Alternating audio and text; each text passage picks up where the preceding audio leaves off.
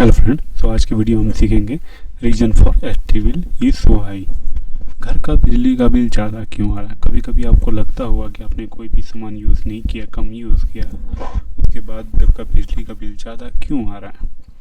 क्योंकि ऐसा कभी कभी हमारे साथ जनरली होता है। तो हम जानेंगे कि हमारे घर का बिजली बिल क्यों ज़्यादा आ रहा है। तो आइए देखते हैं। Reason for higher electricity bill, sources training power. आप देख सकते हैं कि कुछ कुछ जो पुराने ज़माने के जो टीवी होते थे सीआरटी टाइप, तो क्या होते थे, ऑफ कंडीशन में भी थोड़ा बहुत एनर्जी कंज्यूम करते थे। तो इस टाइप के अप्लाइंसेस को आपको ऑपरेट नहीं करनी है, क्योंकि जब ऑफ भी रहेगी थोड़ी बहुत कंज्यूम करेगी। ओल्ड लाइट लैम्प, हाई वाट ओल्ड लाइट बल्ब। इस केस में क्या होती थी कि जो आपकी पुरानी जो बल्ब्स होती थी, जो इनकैंडेसेंट बल्ब, वो एनर्जी ज़्यादा कंज्यूम करती थी, 100 वाट की होती थी। तो इसे आप दे, और जो आपकी एलईडी आती है 10 वाट की आती है, तो आप देख सकते हैं कि ये 10 टाइम्स ज़्यादा है। तो ये सब चीज़ें आपको रिप्लेस करनी पड़ेगी। पुरानी इनकैंडेसेंट बल्ब को हटा के आपको एलईडी बल्ब यूज़ करनी पड़ेगी। Use LED bulb. ओके, अगर आप एलईडी बल्ब यूज़ करते हैं तो आप जो 100 वाट का काम कर रहे थे, लगभग आप 10 वाट में लगभग अप्रॉक्स कर लेंगे। इनसफिशिएंट इंसुलेशन, आपने देखा होगा कि जो आपका डोर है वहाँ से गैप होगी, डोर है उसके नीचे से गैप होगी, विंडो खुली होगी।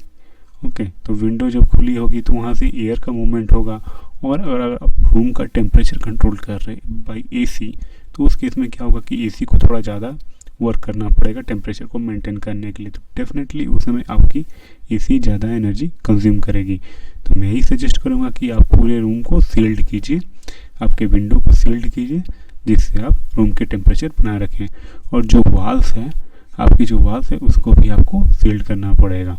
मीन्स आपको वाल्स के आगे कोई ऐसा इंसुलेशन लगाना पड़ेगा। जैसे बहुत सारे घर में ग्रीन बिल्डिंग टेक्नोलॉजी लगा के उन्होंने क्या किया है, वाल को इंसुलेट किया, वहाँ पर दो वाल्स के बीच में उन्होंने थर्माकोल डाल दिया है। अगर थर्माकोल डाल देते हैं तो उससे क्या होता है कि बिल्डिंग पे हीट कम आती है। मीन्स अगर सनलाइट से डायरेक्ट कम आएगी, तो उस केस में आपको एसी कम चलानी पड़ेगी। तो ये सारी चीज़ें आपको मेंटेन करनी पड़ेगी। ओल्डर अप्लाइंसेज, जो पुराने ज़माने के कुछ ओल्डर अप्लाइंसेज जो ज़्यादा एनर्जी कंज्यूम करती थी, उसे आपको रिप्लेस करनी है। लो पावर फैक्टर, अगर आप समर्सिबल मोटर चला रहे हैं और बहुत सारी अलग अलग कुछ मोटर चला रहे हैं, तो वहाँ पर आपका पावर फैक्टर लो हो जाएगा। जब पावर फैक्टर लो होगा तो उस केस में क्या होगा कि आपका एनर्जी ज़्यादा कंज्यूम होगा। तो उस केस में मैं आपको सजेस्ट करूँगा जो पावर सेवर डिवाइसेस है उसको आपको यूज़ कीजिए, वो आपकी पावर फैक्टर को इम्प्रूव करेगा। अदरवाइज आप हाई पीएफ का कोई भी लोड यूज़ कीजिए। Point number 6, you are not careful about energy saving. Energy saving में मैं क्या आपको सजेस्ट करना चाहूँगा कि आप कभी भी घर से बाहर निकले तो सारी लाइट्स को ऑफ करके निकलें। और मैं अगर आप लॉन्ग टाइम के लिए घर से बाहर जा रहे हैं तो कृपया अपनी एमसीबी को ऑफ़ कर दें। एमसीबी को अगर आप ऑफ कर दिया तो बहुत सारे कुछ अप्लायंसेस जो पावर ड्रेन कर रही है वो उस केस में नहीं होगा। 7 पॉइंट है, इन्वर्टर चार्जेज बैटरी।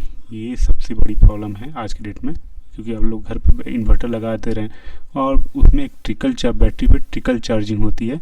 क्योंकि इन्वर्टर क्या करता है, दिन भर बैटरी को थोड़ी बहुत चार्ज करते रहता है। तो चार्ज करते रहता है तो आपकी डेली 2 से 3 यूनिट लग जाती है।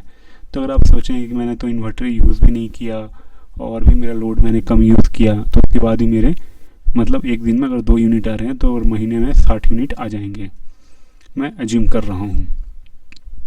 तो 60 यूनिट अगर आ जाते हैं तो आपको लगेगा कि मैंने तो कम ही लोड यूज़ किया है, तो इतना कैसे आया। तो आप इसके लिए इतना यूनिट लेके चलें, क्योंकि 60 यूनिट लगनी है अगर आप इन्वर्टर यूज़ कर रहे हैं। तो मैं आपको सजेस्ट करूँगा इस केस में कि आपको सोलर इन्वर्टर यूज़ करना चाहिए, क्योंकि वो फ्री है।